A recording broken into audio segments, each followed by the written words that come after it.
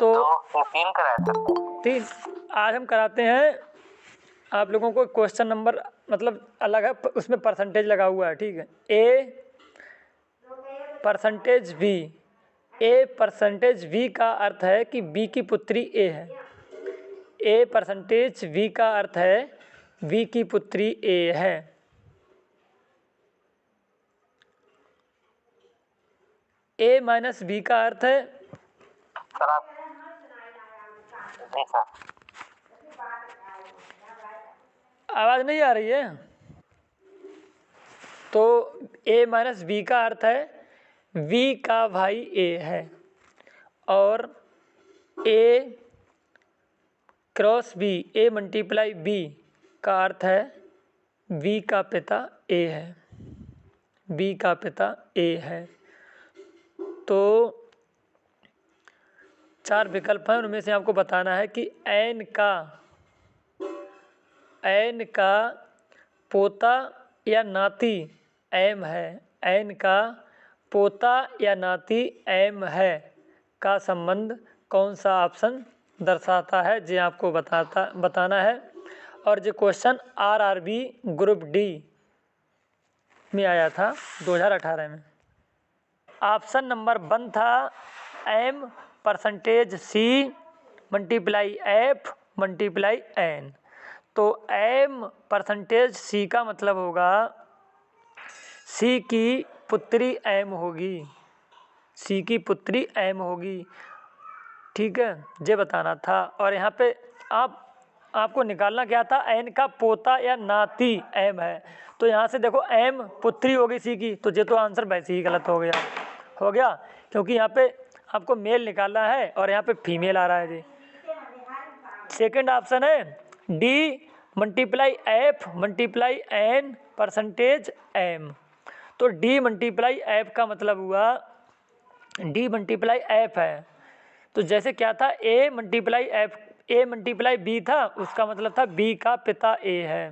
तो इसी तरह से डी मल्टीप्लाई एफ है तो एफ का पिता डी होगा, और एफ मल्टीप्लाई एन है उसका मतलब होगा एन का पिता एफ होगा, और एफ का पिता डी है, ठीक है। और एन परसेंटेज एम का मतलब हुआ एन परसेंटेज एम है, इसका मतलब हुआ एम की पुत्री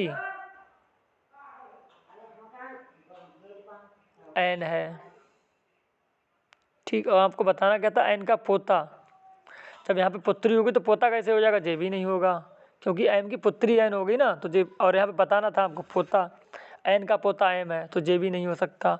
ऑप्शन नंबर 3 है एम माइनस सी परसेंटेज एफ और परसेंटेज एन। तो एम माइनस सी का मतलब हुआ एम माइनस सी, जैसे ए माइनस बी का अर्थ था बी का भाई ए है, तो एम माइनस सी का मतलब हुआ सी का भाई एम है, सी का भाई एम है। और सी परसेंटेज एफ का मतलब हुआ कि एफ की पुत्री सी है, एफ की पुत्री सी है और सी का भाई एम है, और एफ परसेंटेज एन है। फिर इसका मतलब हुआ एफ परसेंटेज एन का मतलब हुआ कि एन की पुत्री एफ है और एफ की पुत्री सी है और सी का भाई एम है। तो पुत्री, फिर पुत्री की पुत्री, और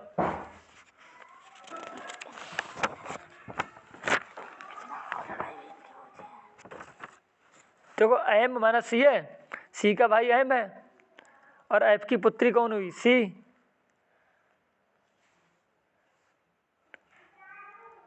हुई जब एफ की पुत्री सी है तो सर आपका पुत्र हो गया ना। हाँ, एम जो हो गया वो एफ का पुत्र हो गया, नहीं हो गया, हो गया। हाँ, और एन जो है पुत्र हो गया, हाँ तो एन की माता वो हो गई पिता।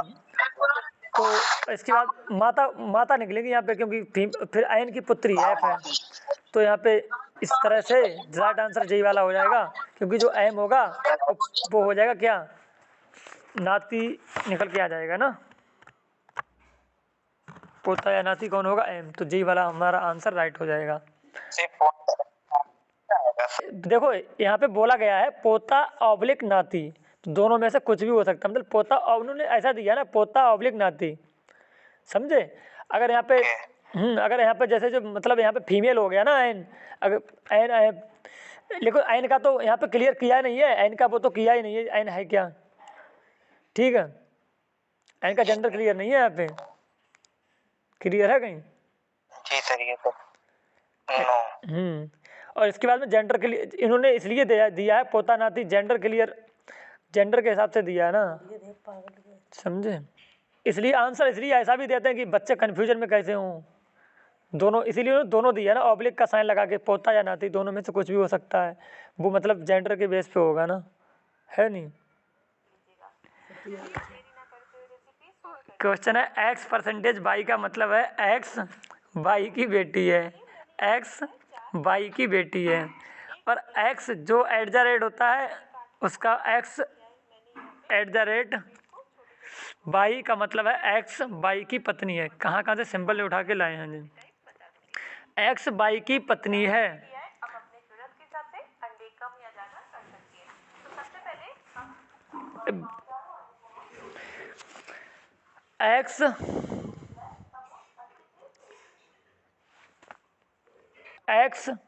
डॉलर है एक्स डॉलर वाई, ठीक, एक्स डॉलर वाई का मतलब है कि एक्स वाई का भाई है, एक्स वाई का भाई है, एक्स वाई का भाई है। फिर है एक्स जो एंड का साइन होता है, एक्स एंड वाई का मतलब है एक्स वाई का पिता है, एक्स वाई का पिता है। तो ये है स्टेटमेंट। अब आपको बताना है, 4 विकल्प गिवन हैं कि के एच के ससुर हैं, के एच के ससुर हैं, ये आपको बताना है। पहला ऑप्शन था एच एट द रेट जे और dollar L percentage P and के। तो एच एट द रेट जे का मतलब हुआ था एच पत्नी है जे की, और जे डॉलर एल का मतलब हुआ था जे भाई है एल का, तो जे भाई है एल का, और एल परसेंटेज पी का मतलब हुआ था एल बेटी है किसकी, पी की, और पी एंड के, पी एंड के, पी एंड के का मतलब था कि जो पी है वो के का पिता है, पी के का पिता है, और पी की बेटी एल है, और एल का भाई जे है, जे की जो पत्नी है वो एच है। और क्या था पी एंड के, पी एंड के का मतलब क्या था, जो पी है वो के का पिता है, के का भी पिता पी है, और जे एल का पिता भी पी है नहीं है। तो यहाँ पे जे ऑप्शन नहीं हो सकता, क्योंकि हमें निकालना था के एच का ससुर है, जे हमें निकालना था।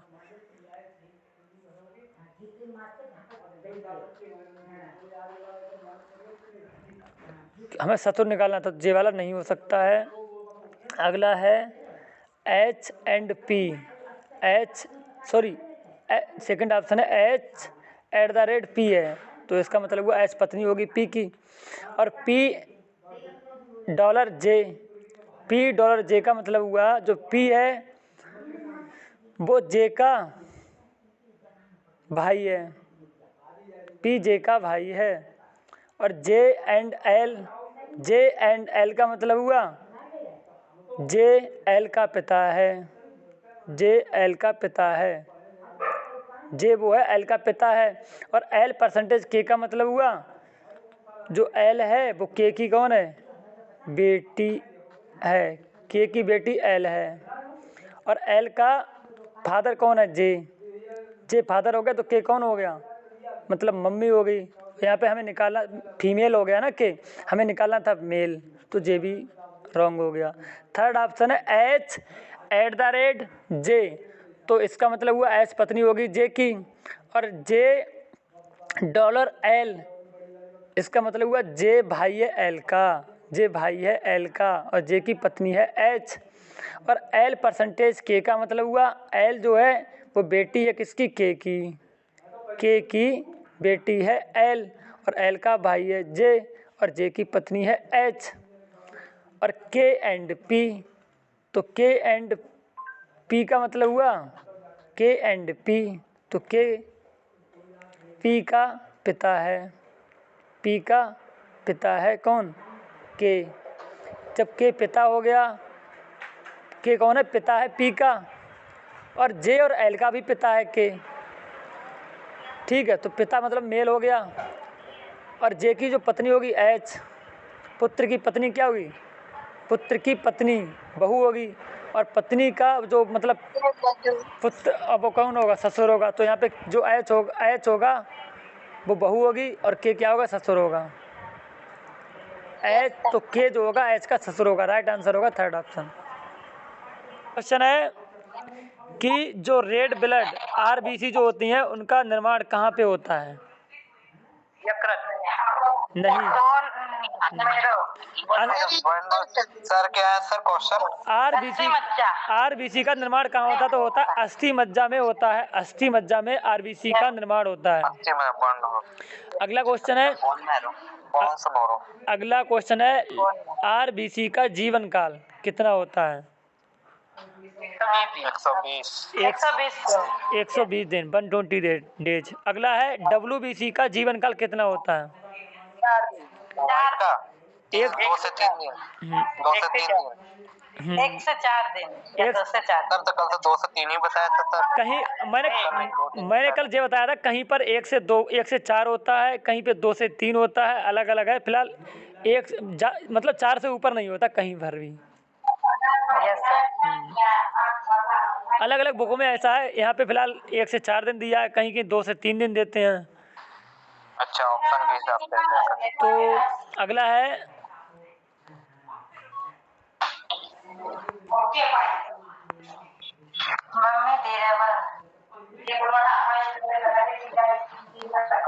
दे रहा है मीना जी की तरफ। क्वेश्चन है डब्ल्यूबीसी को कहा जाता है, मतलब डब्ल्यूबीसी का क्या नाम है? डब्ल्यूबीसी को क्या बोलते हैं? वो सर वो white blood corpuscles. White blood cell या ल्यूकोसाइट्स। नहीं, व्हाइट ब्लड सेल। यस, अभी जो बोला था वसीम ने बोला था ल्यूकोसाइट। इसी तरह से आरबीसी को क्या बोलते हैं? आरबीसी को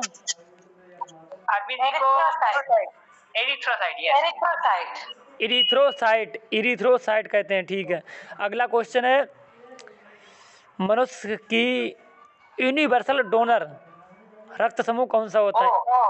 सर्वदाता जैसे बोलते हैं, ओ। अगला है यूनिवर्सल रिसेप्टर मनुष्य का सर्वग्राही रक्त समूह, AB। अगला क्वेश्चन है ब्लड प्रेशर मापने के यंत्र को क्या कहा जाता है?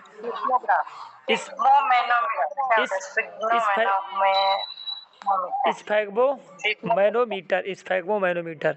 अगला है ब्लड बैंक कहलाता है। ब्लड बैंक किसे कहते हैं? ब्लड बैंक जहाँ ब्लड रखा जाता है सर स्टोर करके। प्लीहा को कहते हैं, प्लीहा को बोला जाता है, प्लीहा को स्प्लीन। भोजन का पाचन कहाँ से प्रारंभ होता है? मुख से। डायलिसिस का प्रयोग किया जाता है किडनी का, हाँ, गुर्दे का इलाज किडनी में ही किया जाता है। डायलिसिस का गुर्दे का इलाज करने में। डायलिसिस किडनी पे होता है। अगला है कैंसर में तो सर कोबाल्ट का यूज किया जाता है ना। यूपी में होता है पर किस मौसम में ये तो नहीं पता। काजरी नृत्य बरसात के मौसम में किया जाता है। अगला क्वेश्चन है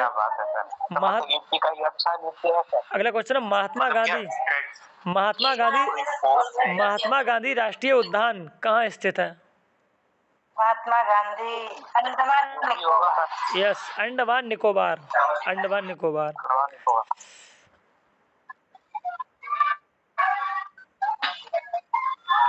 डार्डो जो DRDO है, ठीक, DRDO ने भारत के किस राज्य में फायर सेफ्टी ट्रेनिंग शुरू की है? Fire safety training Uttar Pradesh में। फायर सेफ्टी उत्तर प्रदेश में। अगला है मारुति नृत्य मारुति नृत्य भारत के किस राज्य में किया जाता है? सर ये तो पहली बार नाम सुना। सिक्किम। सिक्किम सिक्किम वाह।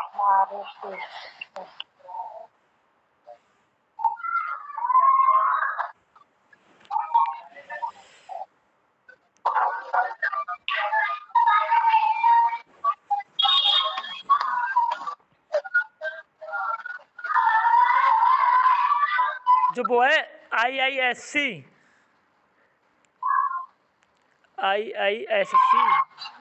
के पहले भारतीय निदेशक कौन थे? तो सर सीवी रमन जो थे, sir CV Raman. Sir CV Raman sir ये कोई साइंटिस्ट है ना? यस। हाँ अभी वो ये मतलब मैंने पहली बार सुना है। क्यों? ये तो बहुत फेमस साइंटिस्ट है।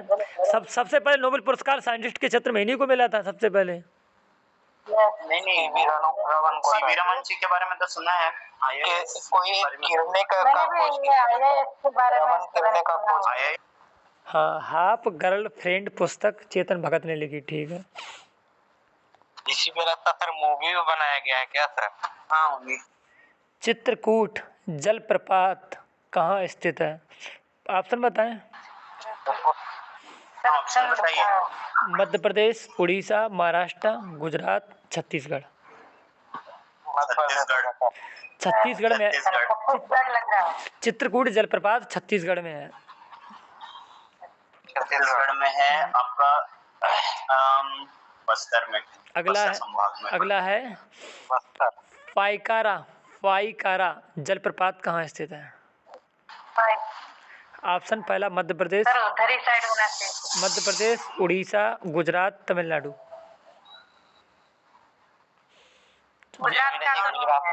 तमिलनाडु में है। अगला है दूध सागर जलप्रपात कहाँ स्थित है? पहला ऑप्शन मध्य प्रदेश, दूसरा उड़ीसा, तीसरा महाराष्ट्र और चौथा है गोवा और कर्नाटक की सीमा पर। और कर्नाटक की सीमा पे। जी वाला राइट होगा, गोवा और कर्नाटक की सीमा पर ही है। अगला है धुआंधार जलप्रपात किस राज्य में स्थित है? जबलपुर में। हाँ ठीक है, मध्य प्रदेश में ही है। ठीक है।